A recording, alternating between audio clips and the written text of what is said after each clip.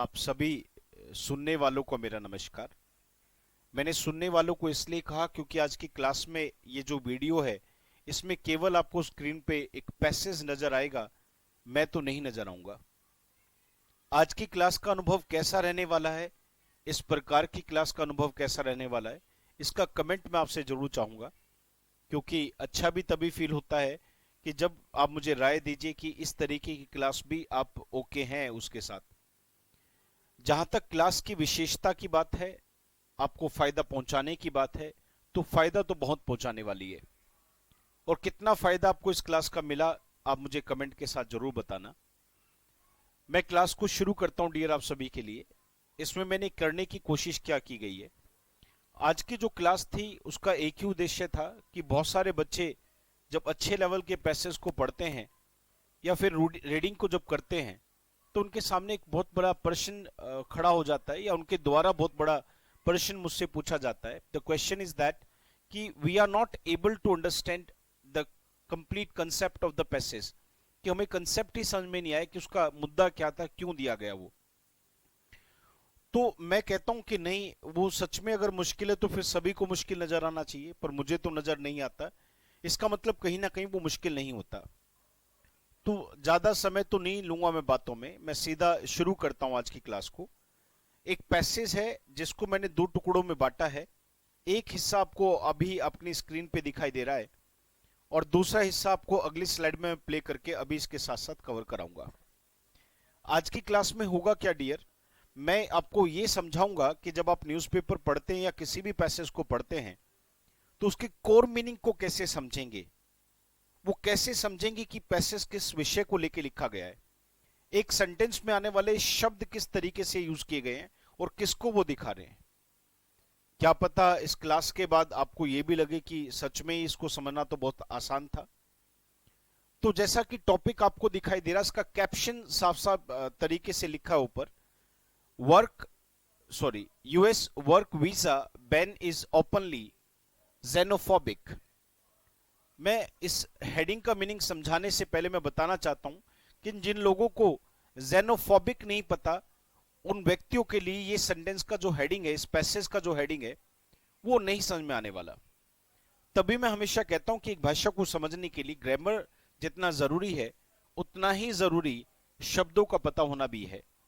तो आज की क्लास में जितना भी पीडीएफ के साथ सब कुछ है, इसमें जो हमने देखा अपने सामने यहाँ पर जो आप इसमें पढ़ेंगे, इसका भी पीडीएफ और इनकी वोकेबलरी का भी पीडीएफ आपके टेलीग्राम के चैनल पर आ जाएगा, वहां से आप उसे करिएगा जरूर। अब जेनोफोबिक मैं बता दूं, जेनोफोबिक जो शब्द है वो एक एडजेक्टिव है, यानी कि विशेषता दिखाने वाला शब्द है। अगर इसी को नाउन की फॉर्म में चाहिए तो जेनोफोबिया उसे बोलते हैं। मैंने इसके जस्ट सामने आपको लिख के दिया नाउन। नाउन के साथ लिखा तो ये भी लिख दिया कि अनकाउंटेबल है, जिसको गिना नहीं जा सकता। जेनोफोबिया क्या होता है, विदेशी लोगों से जो डर होता है उसे जेनोफोबिया कहते हैं।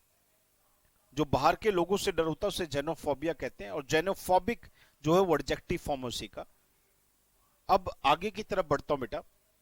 इसमें हुआ क्या है कि हाल ही में आपने एक न्यूज सुनी होगी, अमेरिका से है। डोनाल्ड ट्रंप ने एक बहुत बड़ा एक डिसीजन लिया है, उसको लेके बात करते हैं बेटा।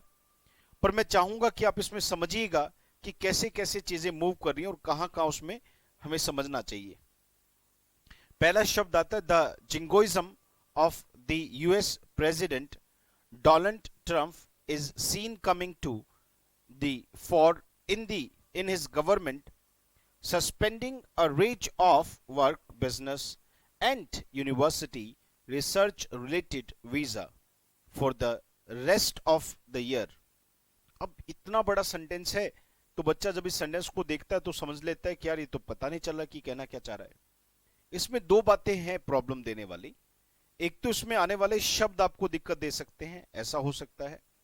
और दूसरा ये कि किस शब्द का प्रयोग किस दूसरे शब्द के लिए हुआ है, आप इसको समझने में शायद कामयाब नहीं रहे। मतलब you failed to understand the relations between between the words. चलो मैं शुरू करता हूं। जिंगोइज्म एक वर्ड जो होता है, ये कट्टरता होती है एक अपने देश के प्रति जो कट्टरता होती है या देशभक्ति आप जिसे कह सकते हैं कड़े शब्दों में, उसे जिंगोइज्म कहते हैं। मैं चाहता हूं कि आप इसे सुनते चले मेरे साथ। The jingoism of the US president Donald Trump. आप देख पा रहे होंगे कि यहां पर अब इसको पता चल रहा होगा कि डोनाल्ड ट्रंप की देशभक्ति की मैं बात कर रहा हूं। Is seen coming to the fore. बेटे, कम टू द फोर का मतलब होता है किसी भी चीज का सामने आना। व्हेन समथिंग बिकम्स अपीयर, जो दिखाई देती है, महसूस होती है, वो कम टू द फोर होती है। तो यहां पर आपको दिखाई दे रहा होगा कि अब आपको मीनिंग शायद पता चल गया हो कि जो डोनाल्ड ट्रंप की जो देशभक्ति है वो दिखाई दे रही है इन हिज गवर्नमेंट सस्पेंडिंग। अब देखिए हो क्या रहा है। सस्पेंड वर्ड सभी को पता है, किसी भी चीज को खारिज कर देना होता है, खत्म कर देना होता है। Suspending a range of work, इस बात को समझिएगा बेटा। Suspending a range of work, business and university research related visa for the rest of the year. मैं ये चीज समझाना चाहता हूं यहां पर। मेरे पेन के साथ मैंने कुछ यहां पर स्क्रीन मतलब आपके इस पैसेज में निशान लगाए, मैंने बताने की कोशिश की। क्या बेटा, जो सस्पेंड हुआ है वो क्या हुआ है? वीजा हुआ है। और जो वीजा है वो किस चीज को लेके है? तो वीजा की उन्होंने बताया रेंज है। अब रेंज का मतलब क्या है कि भाई इस दायरा में, ये जो दायरा है, इस दायरा के अंदर आने वाली चीजें हैं, उनको लेके वीजा उन्होंने सस्पेंड किया है इस वर्ष को लेके। तो सस्पेंडिंग वीजाज, कौन से visa? A range of work, यानी कि काम को लेके, business and university research related, यानी कि यूनिवर्सिटी की रिसर्च को लेके। ये कुछ बड़ा नहीं किया बेटा, इसको आप दिनचर्या में बहुत यूज करते हैं। जैसे देखो, एक छोटा सा देखो, टूथपेस्ट हम दुकान से खरीद के लेके आते हैं। अब टूथपेस्ट का मतलब क्या है? दांतों पर लगाए जाने वाला पेस्ट। तो टूथ भी एक चीज का नाम है दांत, और पेस्ट भी एक चीज का नाम है ना। पर वहां पर देखिए दो नाउन एक दूसरे के बगल में रखे करा क्या गया? एक नाउन से दूसरे नाउन की विशेषता, टूथ और पेस्ट। सेम चीज यहां पर है। वीजा कौन सा है? तो वीजा बताने के लिए बगल में नाम रख दिए, कुछ नाउन रख दिए, जैसे वर्क, बिजनेस और यूनिवर्सिटी रिसर्च। इस तरीके से विशेषता बता दी। यहां से पता चल गया कि किस तरीके के वीजा को उन्होंने रद्द किया है। और फोर के बाद जो आगे लिखा बेटा, for the rest of the year, ये जो है ये वो समय है। अब आपको ये तो पता चल गया इस लाइन से कि कौन कौन से वीजा रद्द किए हैं, सस्पेंड किए हैं। आपको ये भी पता चल गया कि कितने समय के लिए किए हैं। इस वर्ष का जो बचा हुआ, रेस्ट ऑफ होता है बेटा बचा हुआ। रेस्ट ऑफ का मतलब होता बचा हुआ। तो जो ये वर्ष अभी चल रहा है हमारा, the year we are in, उसका बचा हुआ जो हिस्सा उसको कहा है the rest of the year. The president has for 4 years been building more than a metaphoric wall between the country, seen universally as the land of opportunity and the rest of the world। अब इस बात को देखिएगा, यहां पर बड़ी प्यारी बात इसमें कही है, मैं समझाने की कोशिश करूंगा।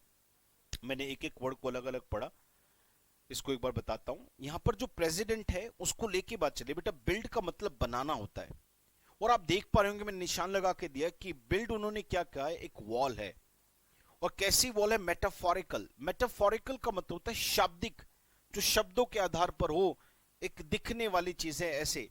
तो अ मेटाफोरिक वॉल, उसको बना रहे थे, यानी कि शब्दों के साथ एक दीवार खड़ी कर रहे थे। दीवार का मतलब क्या है कि बाकी के सारे देश है और अमेरिका है, उसको लेके मैं कर रहा हूं बात, बड़े ध्यान से देखना। हम सभी ने सीखा है कि किसी भी काम के साथ आईएनजी लगा दे तो उसका मतलब होता है कि काम चल रहा है। पर वो आईएनजी वाली वर्ब अगर बीन की वर्ब के साथ आ जाए, थर्ड फॉर्म बीन के साथ आ जाए, तो वो काम पहले से चला रहा है। जैसे आप has been, have been, had been, will have been अलग अलग से लिखते हैं। मैंने बैच में खूब पढ़ाता हूं बच्चों को कि अगर थर्ड फॉर्म जो बीन है इसके साथ हैव हैज आ जाए तो कोई काम पास्ट से चला आ रहा था और अभी भी चल रहा है। तो जो चीज पहले से चली आ रही है उसमें हैव बीन, हैज बीन आएंगे। तो जो हैज है वो ऑलरेडी देखे द प्रेसिडेंट हैज के साथ आ गया। ये फॉर 4 years जो समय को यहां लिखा है वो कैसे लिखा गया है, इसको मैं आपको आगे चल के एडवर्ब के साथ पढ़ाऊंगा। पर प्लीज बड़े ध्यान से देखना। अब आपको ये पता चल पा रहा कि मेटाफ शाब्दिक जो दीवार खड़ी करते आ रहे थे वो 4 साल से, वो कितने साल से बेटा? 4 साल से। 4 साल से नहीं बल्कि 4 साल से भी ज्यादा से, मोर देन फॉर 4 years, यानी कि 4 साल से भी ज्यादा से उस दीवार को वो खड़ी कर रहे थे। अच्छा, वो दीवार कहां खड़ी करी? आपको जगह भी दिखाई दे रही होगी, बिटवीन के बाद लिखे बेटा, बिटवीन द कंट्री, यानी कि एक देश, कौन सी कंट्री? सीन यूनिवर्सली, यानी कि जिसको पूरे यूनिवर्स के अंदर, यूनिवर्सली पूरे वर्ल्ड में, as the land of opportunity, जिसको एक अपॉर्चुनिटी की एक मतलब कंट्री के रूप में देखा जाता है। जैसे अमेरिका के प्रति लोग जब देखते हैं तो सोचते हैं कि यहाँ पर अवसर ही अवसर है हमारे लिए। तो एक ऐसी कंट्री के बीच में और कौन है, एक तो ये हो गया, ये कंट्री होगी, और कौन सी है। अब देखिए उसमें क्या कहा, as the land of opportunity and the rest of the world, और बाकी जो कंट्री के लेके सारा वर्ल्ड बच गया उसके बीच में, दीवार खड़ी कर दी उन्होंने। And these restrictions are a part of larger aims. अब देखिए ये रिस्ट्रिक्शंस जो हैं वो क्या है, एक हिस्सा है, एक हिस्सा है बेटा। देखिए ना, अब पार्ट कहा है उन्होंने, तो आपको समझने की जरूरत है। ये रिस्ट्रिक्शंस जो अब लगाई हैं वो क्या है, एक हिस्सा है ऑफ लॉ। ऐसे समझते हैं बेटा, एक एक शब्द को देखते किसके बीच में कौन कर रहा है, क्या कर रहा है, यू मस्ट अंडरस्टैंड दैट। अब देखिए मैं क्या कहता हूं बेटा, these restrictions are a part of a larger aims that go against globalisation. बेटा मैंने हमेशा बैच में मैं पढ़ाता हूं कि जरा ध्यान से देखिए, जो that go against globalisation, the sentence which has been given with the help of that, ये सेंटेंस ये बता रहा है कि एम्स कौन से हैं, ये वे उद्देश्य हैं जो ग्लोबलाइजेशन के विरुद्ध जाते हैं। यानी कि डोनाल्ड ट्रंप के जो ये स्टेप्स हैं, ये कहीं ना कहीं हमारी ग्लोबलाइजेशन के जो टर्म्स एंड कंडीशंस थी, ये उनके विरुद्ध है, ऐसा नहीं किया जा सकता। तो जरा ध्यान से देखिए बेटा, रिस्ट्रिक्शंस क्या है, are a part of larger aims that go against globalisation. आगे पढ़ते हैं, यहां तक समझ में आया होगा आपको डेफिनेटली बेटा। मैं एक बार फिर से पढ़ दें, the jingoism of the US president Donald Trump is seen coming to the fore in his government suspending a range of work, business and university research related visas. For the rest of the year, the president has for 4 years been building more than a metaphorical wall between the country seen universally as the land of opportunity and the rest of the world. आगे पढ़ते हैं, and these restrictions are a part of a larger aims that go against globalization. अब हम आगे पढ़ते हैं बेटा, the H-1B visa ban coming on the top of a suspension in April of green cards for 60 days. बेटा आपको ये line में समझ में आना चाहिए कहना क्या चाह रहा है बेटा, मैं आपको बता देता हूं। ये जो H-1B वीजा है उसका जो बैन है, coming on the top of a suspension in April of green cards for 60 days. इन्होंने क्या कहा कि जो अप्रैल में ग्रीन कार्ड्स बनने थे वो 60 डेज के लिए उन्होंने क्या किया, सस्पेंशन कर दिया। भाई ठीक है, उसको अभी कैंसिल करते हैं, अभी नहीं दे रहे। फर्दर देखिए आगे क्या कहता है, further fulfils mister Trump's narrow view. और ये चीज क्या करती है, जो मिस्टर ट्रम्प है उनका जो नैरो होता है बेटे, बहुत संकुचित, मतलब बहुत ज्यादा ब्रॉड नहीं है। तो नैरो व्यू का मतलब उनका बहुत संकुचित सा एक जो नजरिया है चीज को लेके, उसको लेके बात करें बेटा। तो ये चीज क्या करती है, उनके 60 डेज का जो रद्द करना है उनको ग्रीन कार्ड को, ये उसको दिखाता है, किसको दिखाता है, उनके संकुचित विचार को दिखाता है। ऑफ इम्पेंडिंग, और देखिए इसको रिलेट किससे करें, ऑफ इम्पेंडिंग नवंबर पॉल। बेटे इम्पेंड का मतलब होता है which is about to happen, impend शब्द का मतलब होता है विच इज अबाउट। एक एक वर्ड का मैंने डिटेल आपके टेलीग्राम के चैनल पे डाल देना इस वीडियो के बाद, आप उसे जरूर देखिएगा बेटा। इम्पेंडिंग नवंबर पॉल, बेटा ये जो नवंबर में वहां पर जो इलेक्शन होने वाले हैं, ये उसके संकुचित विचार को दिखाता है, किस तरीके की सोच वो रखने हैं उस इलेक्शन को जीतने के लिए। एज द इनकम्बेंट, बेटा इनकम्बेंट शब्द का मतलब होता है एक ऐसा व्यक्ति जो किसी पोस्ट को होल्ड करके बैठा है, किसी भी पद पर जो बैठा है उसको होल्ड करके बैठा, उसे इनकम्बेंट कहते हैं बेटा। The holder of a position in an office is called incumbent. देखिए क्या कहता है, इसमें मैं पढ़ देता हूं बेटा। As the incumbent he is using every means, यानी कि देखो वो मेन पद पे जो ऑफिस में बैठा है तो वो हर प्रयास कर रहे हैं, हर संभव से संभव प्रयास कर रहे हैं टू रिटेन हिज सीट, अपनी गद्दी को बचाने के लिए। द कब्स ऑन वीजा, यानी कि कह रहे हैं द कब्स ऑन वीजा, कब होता है बेटा किसी भी चीज को जोड़ना, कम करना। द कब, जिस चीज को कम किया गया उसको ऑन लगाते। The कब्स on visa, green cards and asylum seeking applicants. बेटा अजाइलम होता है शरण, जब हम किसी की शरण लेते हैं तो उसे अजाइलम कहते हैं। ये हॉस्पिटल भी होता है बेटा, जहां पर एक इलाज भी किया जाता है, उसे भी अजाइलम कहते हैं। अजाइलम सीक शब्द का मतलब ढूंढना होता है, तो असाइलम सीकिंग एप्लीकेंट्स, एप्लीकेंट्स का मतलब जो चाह रहे हैं लोग, would appeal directly to the people of his essentially white and right wing constituency who have been fighting to make America great again. यहां मैं थोड़ा सा आप सभी के साथ एक 30 सेकंड की वार्तालाप करना चाहता हूं। कई बार हम पैसेज में सोचते हैं कि हमें पैसेज इसलिए समझ में नहीं आ रहा कि हमें वोकैब की प्रॉब्लम है। चलो मैं इसके लिए एक बहुत अच्छा एग्जांपल देता हूं। हमें अगर 12th क्लास की केमिस्ट्री या फिजिक्स की किताब हिंदी भाषा में दे दी जाए, जिनको हिंदी आती है, would that student be able to understand that? No, he won't be. सोचिए एक ऐसा बच्चा जो हिंदी बहुत अच्छी बोल लेता है, पर उस व्यक्ति को हमने क्या किया, उठा के 11th और 12th की फिजिक्स और केमिस्ट्री पकड़ा दी। आई कैन अश्योर यू, मैं आपको विश्वास दिला सकता हूं, दैट स्टूडेंट जिसको उसका नॉलेज नहीं है, फिजिक्स क्या होता है, केमिस्ट्री क्या होता है, जिसको ये नहीं पता, वो 11th और 12th क्लास की उस किताबों को नहीं समझ पाएगा। तो सारी प्रॉब्लम भाषा में नहीं होती बेटा, कई बार टॉपिक्स को लेके उसकी नॉलेज नहीं होती।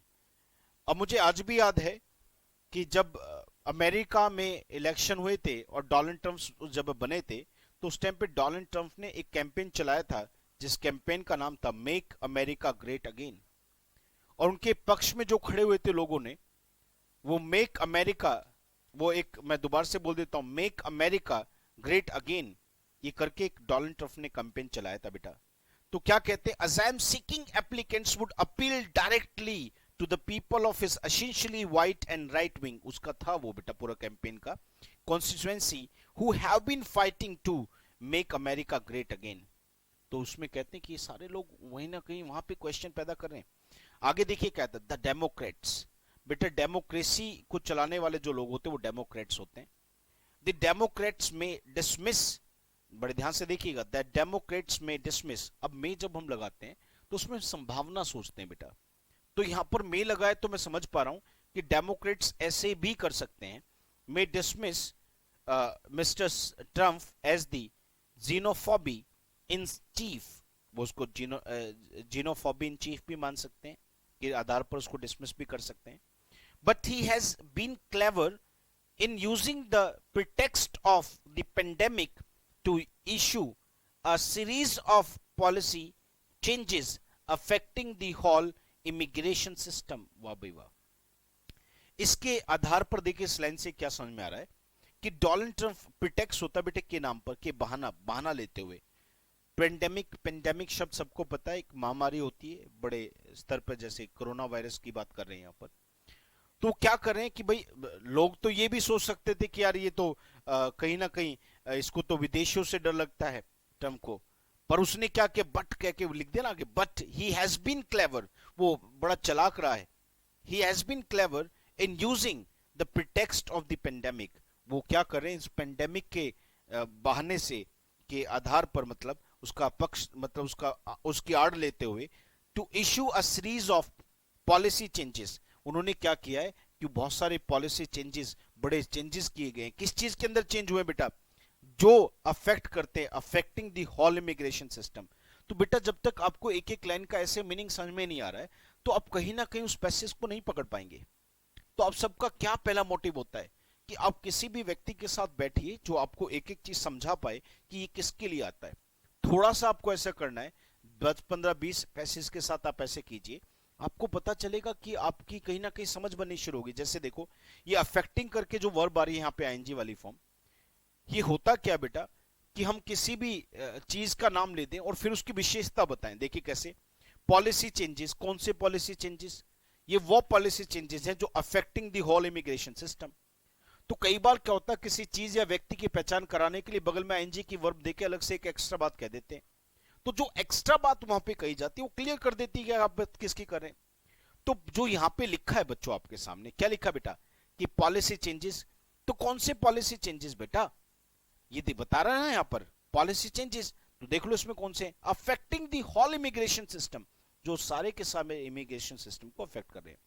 द मूव में immediately open up more than 5 lakhs jobs for Americans at a time of economic distress, even though many may not be qualified or willing to take up those jobs. अब देखो यहाँ पे क्या कहता है, ये जो कदम मूव होता है बेटा, कदम, अब देखो ये जो कदम है वो शायद खोल सकता है करीबन करीबन 5 लाख से भी ज्यादा नौकरियां। किनके लिए? अमेरिका के लिए। और किस टाइम पर? At a time. देखो ये खोल, एक एक बात को समझो बेटे, ओपन अप का मतलब खोलना। क्या खोल सकता है? जॉब्स। कितनी? 5 लाख से ज्यादा। किनके लिए? फोर करके बता दिया, अमेरिका के लिए। कब? At a time of economic distress. Distress होता है बेटा जब तनाव चल रहा है, इकोनॉमिक की प्रॉब्लम चल रही है। तो कब खोल सकता है 5 लाख से ज्यादा रोजगार? इस डिस्ट्रेस के दौरान। इवन दो आपको मैंने बैच में पढ़ा है, उसके बावजूद अब देखो अपोजिट जा रहा है। इवन दो खोल तो सकता है, many may not be qualified, पर ऐसा भी तो हो सकता है कि बहुत सारे लोग इसके लिए क्वालिफाइड ही ना हो, मतलब उसको कर ही ना पाए। और विलिंग टू टेकअप का मतलब किसी भी चीज को लेना होता है। जैसे हम किसी स्पोर्ट्स को लेते हैं, जब किसी भी चीज में इंटरेस्ट आता है उसको हम लेते हैं तो टेकअप आता है। और willing to take up those jobs. अब यहाँ पे क्वेश्चन तो आगे कि 5 लाख से जॉब तो ज्यादा निकल जाएंगी, पर यह भी तो हो सकता है कि बहुत सारे उसके लिए क्वालिफाइड ही ना हो, या फिर वो करना ही ना चाहे इस जॉब को। While Mr. Trump can be expected to stop at nothing in his bid for a second term, what his visa ban does is to shatter the dreams of Indian techies. बेटा टेकी शब्द का मतलब होता है जो technology की बहुत गहरी समझ रखते हो, बहुत गहरा इंटरेस्ट रखते हो, उसे टेकी बोलते हैं बेटा। टेक्नोलॉजी में बहुत ज्यादा गहरा इंटरेस्ट रखने वाले टेकी होते हैं। तो जरा ध्यान से देखिए यहाँ पर क्या कह रहा है बेटा वो, मैं दोबारा से बोल देता हूँ। ये ठीक है वो अपना सेकंड टर्म में अपनी पोजीशन बचाना चाह रहे हैं, पर what his visa ban does, पर उसका वीजा बैन करता क्या है? देखिए ना, बताए, इज टू शैटर। बेटा शैटर का मतलब बिखेर देना, चकनाचूर कर देना। शैटर द ड्रीम्स ऑफ, यानी कि जो सपने हैं, the dreams of Indian techies, यानी कि इंडिया के जो टेक इंजीनियर्स हैं, जो टेक्नोलॉजी में बहुत गहरा इंटरेस्ट रखते हैं, उनके ड्रीम्स को वो क्या कर रहा है? शैटर कर देता है। as they have been the biggest beneficiaries of a pioneering IT enabled US system, क्योंकि इन्होंने बताया कि जो इंडिया के जो टेकीज हैं वो इसके सबसे बड़े फायदा उठाने वाले लाभार्थी हैं। पाइनरी का मतलब बेटा, पाइनियर जो वर्ड होता है इसका मतलब होता है किसी भी चीज में कोई भी पहला व्यक्ति जो क्रांति लेके आता है। तो आईटी अनेबल्ड यूएसए सिस्टम है, उसमें जो क्रांति लेके आए थे उनका वो फायदा उठाते आ रहे हैं इंडिया वाले। दैट हैज एक्सल्ड, बेटा सिस्टम ने, देखिए अब यहाँ पे दैट का सेंटेंस जो है वो सिस्टम के लिए है। तो सिस्टम ने क्या किया? दैट हैज एक्सल्ड, उन्होंने बहुत, एक्सेल का मतलब बेटा किसी भी चीज में बहुत अच्छा कर पाना होता है।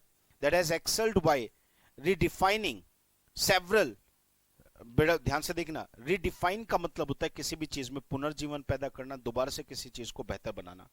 रीडिफाइनिंग सेवरल पैराडिगम्स, बेटा पैराडिगम्स होते हैं किसी भी चीज का बहुत अच्छा example, best model of something. तो पैराडिगम्स ऑफ मॉडर्न लाइफ, तो उन्होंने क्या किया? मॉडर्न लाइफ के जो मॉडल्स हैं उनको अंदर बिल्कुल बदल के रख दिया, नए चेंज ला के रख दिए। ऐसे पढ़ो बेटा, देखो ना कैसे कि अब यहाँ पे देखो मैंने दोबारा से देखा है। एज दे हैव बीन, दे कौन? Indian techies. इंडियन टेकीज क्या रहे हैं? बिगेस्ट बेनिफिशरीज रहे हैं। किसके रहे हैं? आईटी एनेबल्ड सिस्टम के। कौन सा? जिसने बहुत अच्छा करके दिखाया। कब? के दौरान कब? सेवरल वो पैराडिगम्स को उन्होंने क्या किया? डिफाइन किया। तो उसमें ये बताया जा रहा है कि उन्होंने करा क्या इंडियंस ने। No wonder then that IT, इसमें बड़े ध्यान से देखना सर, आप इस बात को समझना बड़े ध्यान से। No wonder then that IT czars, बेटे इसको ना दो तरीके से लिखा जाता है, TSAR भी लिखा जाता है और CZ यानी कि ZAR भी लिखते हैं, पर इसको पढ़ते जार हैं बेटा। जार्स होते हैं बेटा किसी भी चीज के महारथी होते हैं, बहुत गहरी पावरफुल लोग होते हैं बेटा, ये वेरी पावरफुल पीपल, किसी भी चीज की गहरी समझ, know a lot of things about that, ऐसे लोग। तो आईटी जार्स जो हैं, जो बहुत गहरी पावर रखते हैं, आईटी की नॉलेज बहुत गहरी रखते हैं। No wonder then that IT czars like, अब लाइक करके उन्होंने नाम बताया, सुंदर पिचाई सब जानते हैं, गूगल के सीईओ हैं। अगला है सत्या नडेला, आप सब जानते भी होंगे, माइक्रोसॉफ्ट के सीईओ हैं, ये दोनों इंडिया के हैं। एंड इलन मस्क आपके साउथ अफ्रीका के हैं, ये भी आईटी के हैं और ये भी बहुत बड़ा नाम है यूएस के अंदर। और ये देखिए सारे तीनों के तीनों जो हैं ये इमिग्रेंट्स हैं, ये बाहर से अमेरिका में आए हैं और बड़े बड़े जो कंपनीज हैं वहां के सीईओ हैं। ऑल यूएस इमिग्रेंट्स, अब यहाँ पे कह दिया इमिग्रेंट्स का मतलब जो आए हैं, तो ये सभी तो आए हैं, उनमें से इनके साथ और भी आए, तो ऑल यूएस इमिग्रेंट्स का मतलब सारे के सारे अमेरिका में आने वाले आर प्रोटेस्टिंग वॉल्यूबली। बेटा वॉल्यूबली का मतलब है ना, जब शब्दों में किसी चीज का विरोध किया जाता है, जब कड़े शब्दों में किसी चीज का को कहते हुए कह रहा है, विरोध करना तो प्रोटेस्ट है, पर प्रोटेस्ट कैसे किया जा रहा है, शब्दों के आधार पर, शब्दों का प्रयोग करते हुए। आर प्रोटेस्टिंग यानी कि सब लोग क्या करें, उसका प्रोटेस्ट करें। Apart from businesses and universities, thousands of individuals will also be left stranded। और कहते हैं इनके साथ साथ देखिए और क्या कहते हैं कि businesses, universities, thousands of यानी कि हजारों individuals और अलग अलग रहने वाले जो हैं पर्टिकुलर व्यक्ति हैं, will also be left stranded। बेटा stranded का मतलब होता है एक ऐसा व्यक्ति जो कहीं पर फंसा हुआ है और ना उसके पास पैसा है, ना उसके पास साधन है, ट्रांसपोर्टेशन है वहां से मूव करने का। तो कह रहे हैं कि उसमें इंडिविजुअल्स जो लोग हैं वो क्या होगा इस डिसीजन से, वो सब फंस जाएंगे वहां पर, स्टैंडर्ड होगा, असहाय में रह जाएंगे for much longer. Among them mothers of children, among them mothers of children who are American citizens. इसी में वो 20 बच्चे हैं जो अमेरिकन सिटीजन से, मतलब ये सब इसमें इंक्लूडेड हैं। कौन कौन रह जाएंगे, सारे रह जाएंगे। आगे देखिए क्या कहते हैं, इंडियन डायस्पोरा जो है, यहां मैं आपको अगले वाले स्लाइड में दिखाता हूं इंडियन डायस्पोरा का। लेट्स सी, देखिए क्या कहता है, यहां तक हमने पढ़ लिया बेटा। यहां पे द इंडियन डायस्पोरा, ये पहली लाइन को छोड़ देना, हु आर अमेरिकन सिटीजन्स, जो अमेरिका के सिटीजन्स हैं। इससे आगे हम पढ़ेंगे। अभी तो ये है अमेरिका के सिटीजन्स, पर इनको लेके काम की बड़ी प्रॉब्लम आ जाएगी, बड़ी दिक्कत आ जाएगी। आगे देखिए क्या कहता है, द इंडियन डायस्पोरा। बेटे डायस्पोरा क्या होता है, एक ग्रुप ऑफ पीपल, एक लोगों का ग्रुप होता है जो किसी दूसरी जगह जाकर वहां पर जुड़ता है। जैसे देखो इंडिया के कितने लोग अमेरिका हैं, तो यहाँ के हैं वो, पर रह तो वहां रहे हैं, तो कहीं के लोग कहीं पर जाकर बस जाते, तो वो डायस्पोरा होते हैं। तो the Indian diaspora will have to content with. बेटे कंटेंट का तो मतलब किसी से प्रतिस्पर्धा करनी जाती है। जब हम किसी से प्रतिस्पर्धा करते तो कंटेंट करते हैं, पर कंटेंट विद का मतलब होता है बेटा किसी मुसीबत को झेलना, किसी व्यक्ति को झेलना। जब हम किसी डिफिकल्ट प्रॉब्लम या पर्सन से हम डील करते हैं, उसको झेलते हैं, उससे लड़ते हैं, तो उसे कंटेंट विद कहते हैं। अ डैम्पनर, डैम्पनर एक ऐसा व्यक्ति होता है जो उम्मीदों पे पानी फेर देता है, नाराज कर देता है, उम्मीदों को पानी कर देता है, फेर देता है, जैसे किया है। तो will have to content with the dampener on the furthering. बेटा फर्दर का मतलब आगे भी होता है, ये एक एडजेक्टिव भी होती है, एडवर्ब भी होती है, और फर्दर शब्द एक आपकी वर्ब भी होती है, किसी भी चीज में प्रोग्रेस करना, आगे बढ़ना। The furthering of the American dream, तो यानी कि अमेरिका के बनने का जो ड्रीम है उसको जो उन्होंने बर्बाद कर दिया, और डैम्पनर जो है उनके साथ उन्हें डील करना पड़ेगा। किसको, इंडियन डायस्पोरा को। Which means so much in the absence of similar opportunities in India। अब देखें यहाँ पे कहते हैं which means so much, इसका मतलब देखिए ये जो करना पड़ेगा ये बहुत मायने रखता है। which means so much, mean का मतलब मायने भी होता है। which means so much in the absence of similar opportunities in India। अब इस समय भारत में भी तो इसको लेके कोई अवसर नहीं है, वहां पे चला गए तो यहाँ पे भी तो अवसर नहीं मिल रहा। अब देखिए यहाँ पे क्या कह रहे हैं, कैसे नहीं मिल रहा। The domestic IT scene has had more to do with playing the back office for the corporate world rather than leading from the front as scores of CEOs of India। बेटे जो स्कोर्स शब्द है मैंने नीचे भी लिखा है, scores का मतलब होता है बहुत सारे लोग, बहुत सारे, तो CEOs बहुत सारे जो हैं। अब वो कहते हैं कि यहाँ पे भी तो बड़ी दिक्कत है क्या, कि यहाँ पर वो ये सिस्टम ही नहीं है, सारा कुछ सिस्टम ही नहीं यहाँ पे। तो as scores of CEOs of Indian origin do in heading America's globe behemoths। बेटा behemoth जो वर्ड होता है, behemoth, ये वर्ड का मतलब होता है जैसे something that is extremely large and often extremely powerful। मैंने जानबूझ के इसके नीचे जो डेफिनेशन लिखी है मैंने इसको पढ़ दिया आप सभी के लिए। कुछ भी ऐसा जो बहुत पावरफुल है और बहुत बड़ा है उसको मैंने कहा। देखिए क्या कहते हैं इसमें, कहते हैं कि हीमत, इट इज सिंपलिस्टिक टू से, कहते हैं अब इसी भाषा को सरल शब्दों में कह रहे हैं, से India can use the talent in reversing the brain drain. Brain drain का मतलब बेटे इसके ऊपर ऐसे भी लिखा जाता है, जब किसी जगह के मतलब बुद्धिमानी जो लोग होते हैं, जो अच्छा टैलेंटेड लोग होते हैं, जब वो वहां से निकल जाते हैं तो उसे ब्रेन ड्रेन कहते हैं। तो भारत से जो निकले हैं, वैसे बड़ी सोचने वाली बात है। We are still a developing country, but there are so many countries, they have used our people, our technology, and they have become developed. So this is very shocking, and what to say about it, क्या कहा जा सकता है इसके बारे में? But I sometimes feel uh, we must have taken so many steps. It has been there since we were in the school. We have been listening to this, that there is a brain drain problem in India. There is a brain drain problem in India. See, our CEOs, the brands which are there in the world, our CEOs are there in those companies. So it's very painful to no one on the see, when we come to know that our CEOs from India are leading those companies, we really become happy. But when do we get sad? I get sad when I just come to know that these companies do not belong to India. So that is very painful. So I sometimes feel a lot of pain within me uh, when I just get to see this still developing. I don't know how long we will remain a developing country. So earlier the government did not take any steps. Still the government is not taking. That many opportunities are not being created by our present government.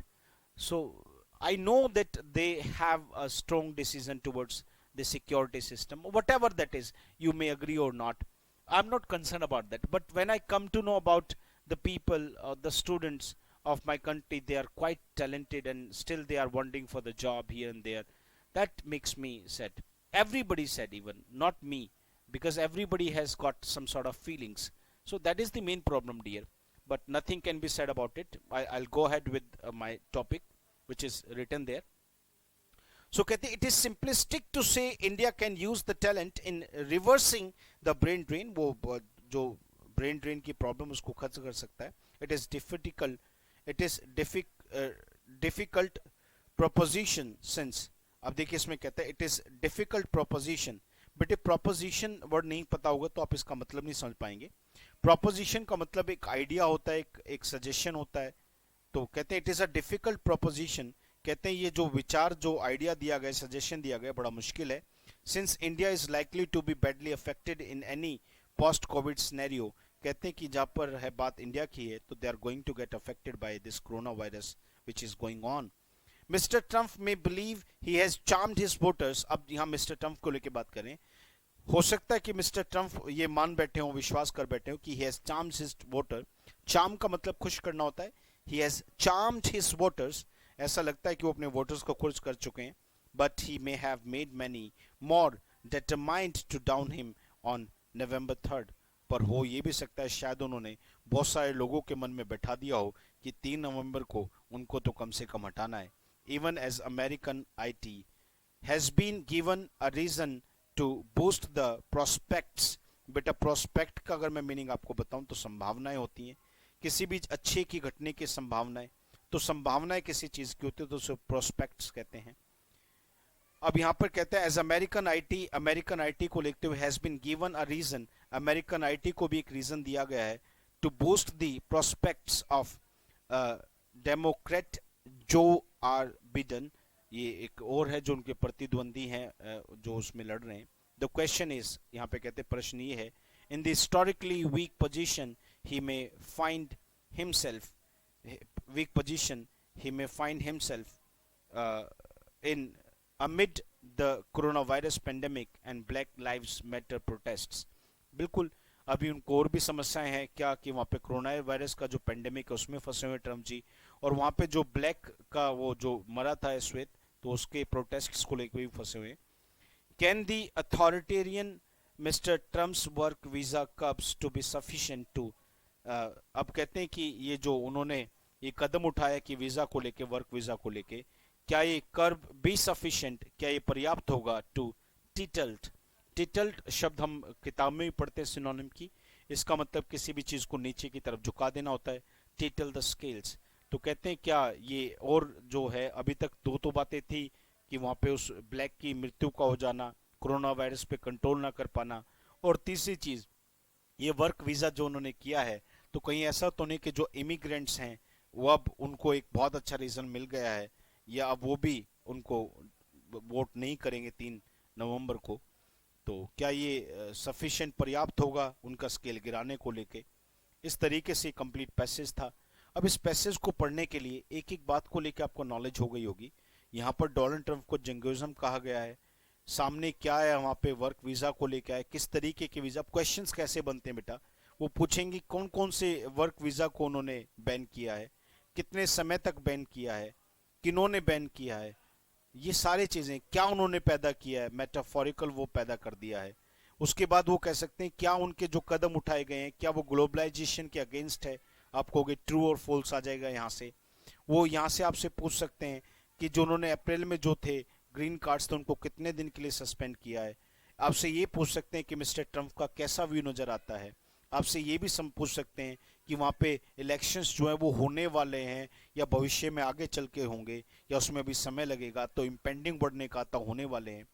हो ये भी सकता था, आपसे ये भी पूछा जा सकता था क्या कि वहां पर ये सारी चीजें हैं।